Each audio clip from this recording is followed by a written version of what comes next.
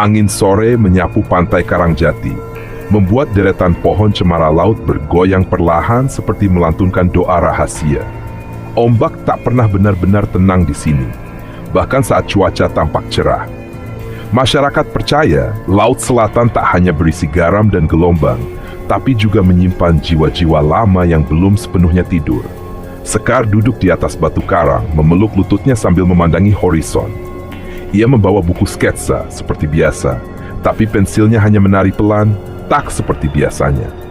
Hari ini laut terasa berbeda, tidak marah, tapi juga tidak damai. Seperti sedang menunggu, kayak mau bilang sesuatu, gumamnya, menatap buih-buih putih di atas ombak. Ia turun ke pasir, menyusuri pantai, sambil memunguti sampah plastik yang terbawa gelombang. Tangannya cekatan memasukkan botol-botol kosong dan tali rafia ke dalam kantong besar yang ia bawa. Baru saja ia membungkuk untuk memungut pecahan kaca, matanya menangkap kilau kehijauan aneh di sela-sela kerang pecah. Sekar jongkok. Ia menyibak pasir lembab dengan hati-hati. Kilau itu ternyata berasal dari sebuah cincin. Emas berukir, batu zamrud besar di tengahnya. Terlalu mewah untuk sekadar perhiasan yang hanyut. Saat ia memegangnya, udara di sekitarnya mendadak menjadi sunyi. Tak ada angin, tak ada ombak. Hanya detak jantungnya sendiri yang terdengar dan sebuah bisikan halus di telinganya. Sekar terkejut. Ia menoleh ke kanan dan kiri, tapi tak ada siapa-siapa. Hanya suara laut kembali mengaum perlahan, seolah tak pernah berhenti. Ia menggenggam cincin itu erat, lalu cepat-cepat memasukkannya ke dalam saku jaket. Hari mulai gelap saat ia berjalan pulang, tapi sesuatu dalam dirinya tetap terjaga. Malam itu, mimpi pertamanya datang. Ia berdiri di tepi jurang karang, tapi bukan karang yang ia kenal. Di bawahnya bukan laut biasa, melainkan gerbang menuju dunia yang tak bisa dijelaskan dengan logika. Sebuah istana dari mutiara, dindingnya dari sisik ikan raksasa yang berkilau dalam cahaya biru laut. Tangga melingkar ke bawah tanpa ujung. Di ujungnya berdiri sosok wanita tinggi, mengenakan kebaya hijau zamrud, rambutnya bergelombang seperti aliran air. Wajahnya kabur, tapi suaranya jelas. Datanglah. Sekar terbangun dengan keringat dingin, jantung berdetak cepat. Di luar, ombak memukul dinding karang lebih keras dari biasanya. Ia memegang saku jaketnya, cincin itu masih ada. Dan untuk pertama kalinya, ia merasa takut. 3 hari telah berlalu sejak Sekar menemukan cincin itu, dan setiap malam sejak itu, mimpi yang sama kembali menghantuinya. Istana laut, suara perempuan, dan bisikan yang memanggilnya pewaris. Ia mencoba mengabaikannya, tapi laut seakan tak memberinya izin. Pagi itu langit Karangjati mendung padat. Udara lembab menyelimuti desa, dan nelayan mulai mengeluh hasil tangkapan mereka menyusut. Ayah Sekar sendiri pulang dengan wajah murung, jaring kosong digantung di pundak, bau asin laut menempel lekat di kulit tuannya. Aneh, gumamnya. Ikan-ikan menjauh, seperti laut lagi marah. Sekar hanya diam, matanya terpaku ke arah pantai dari jendela. Di dalam sakunya, cincin itu masih ia bawa kemana-mana. Ia belum bisa menjelaskan kenapa tak bisa melepaskannya. Akhirnya, ia memutuskan mencari seseorang. Satu-satunya yang mungkin tahu arti semua ini.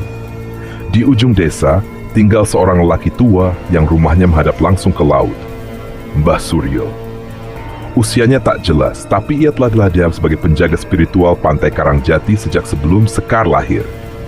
Banyak orang takut padanya, menganggapnya aneh karena sering berbicara sendiri atau menaruh sesajen bunga di atas batu karang saat bulan mati. Tapi Sekar tidak. Ia selalu merasa ada sesuatu yang jujur di balik sorot mata Mbah Suryo yang dalam dan redup. Mbah, sapa Sekar pelan, menyingkap tirai anyaman di pintu rumah kecil itu. Mbah Suryo sedang membakar dupa, wajahnya tertutup asap. Ia menoleh perlahan, dan tanpa perlu diberitahu, ia berkata, "Kau datang karena cincin itu, bukan?" Sekar terdiam. Tangannya masuk ke saku, lalu menunjukkan benda itu. Begitu cincin muncul, Mbah Suryo menunduk lama, lalu duduk di lantai, memejamkan mata. Cincin itu milik Ratu Selatan, pusaka kuno. Ia hanya muncul ketika batas antara dunia manusia dan gaib mulai goyah. Apa maksudnya? Tanya Sekar, suaranya nyaris berbisik. Leluhurmu, Nyi Darmi, pernah membuat sumpah pada Nyai Roro Kidul. Darahnya kini mengalir padamu. Kau dipanggil untuk menepati janji itu atau menanggung akibatnya. Sekar merasa seluruh dunia berguncang. Dinding rumah terasa bergetar, entah karena angin atau sesuatu yang lain. Di luar, suara ombak menggelegar lebih keras dari sebelumnya, seperti sesuatu sedang bangkit dari dasar laut. Kau harus pilih, Sekar, ujar Mbah Suryo, tatapannya menusuk. Menyerahkan kembali pusaka itu, atau menerima warisan yang tak bisa kau tolak selamanya. Sekar berdiri di tepi tebing, tempat laut dan langit bertemu dalam garis gelap yang tak pernah diam. Angin menggila, seolah mendorongnya untuk jatuh. Cincin itu masih di jari tengahnya, berkilau aneh di bawah cahaya bulan. Sejak kunjungannya ke rumah Mbah Suryo, Sekar merasa dirinya berubah. Bukan hanya mimpi yang lebih nyata, tetapi juga tubuhnya. Ia bisa mendengar bisikan laut di siang hari, merasakan pasang surut seolah terjadi di dalam dadanya. Saat ia marah, air dari keran di dapur rumah melonjak sendiri. Dan saat ia menangis, langit mendung seolah ikut berduka. Ia tidak tahu apakah itu kutukan atau warisan. Tapi satu hal pasti, laut memanggilnya. Pagi itu, desa kembali gempar. Ombak menghancurkan bagian timur dermaga, dan perahu nelayan tua milik Pak Mirto ditemukan hancur di antara batu karang. Ikan-ikan menghilang. Burung laut berterbangan liar, menandakan ada sesuatu yang tak seimbang. Dan kemudian mereka datang. 3 mobil SUV hitam berhenti di tepi pantai. Sekelompok orang berjas rapi turun, membawa dokumen dan cetak biru proyek besar. Resor Wisata Karangjati, mereka menyebutnya. Menebang pohon, menggeruk pasir, membangun kolam buatan di tanah sakral. Warga desa sebagian menyambut dengan harapan ekonomi. Tapi Mbah Suryo memperingatkan, kalau batas dihancurkan bukan hanya air yang naik, tapi juga murka. Dan benar saja, 3 hari kemudian badai besar datang, padahal tidak ada peringatan dari BMKG. Langit berubah hijau ke biru, air laut naik, masuk ke pekarangan rumah. Sekar berdiri di ambang pintu rumahnya, matanya menatap jauh ke tengah laut. Ia tahu Nyai Roro Kidul akan datang. Malam itu Sekar bermimpi, atau mungkin tidak. Ia berdiri di gerbang istana laut. Kali ini tidak sendiri. Nyai Roro Kidul berdiri di hadapannya. Wajahnya terlihat jelas, cantik, tenang, tapi tajam seperti ombak yang memotong batu.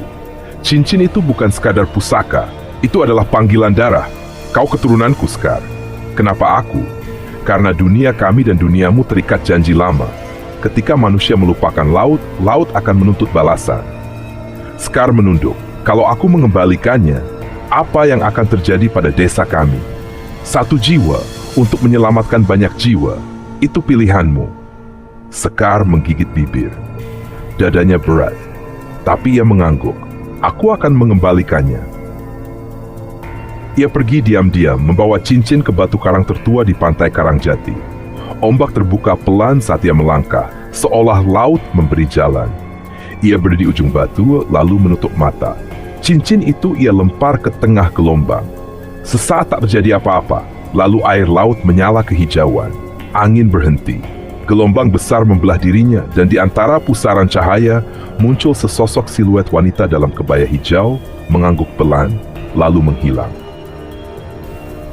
Beberapa bulan telah berlalu. Desa Karangjati selamat, investor mundur, alam kembali tenang. Sekar berubah.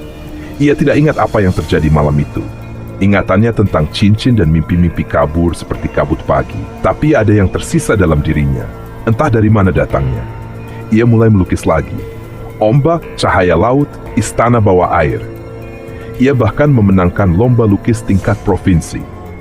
Saat pameran seni digelar di kota, ada satu lukisan yang menarik perhatian semua orang. Gambar istana laut dalam cahaya hijau, dengan sesosok perempuan berkebaya berdiri di tengah pusaran ombak.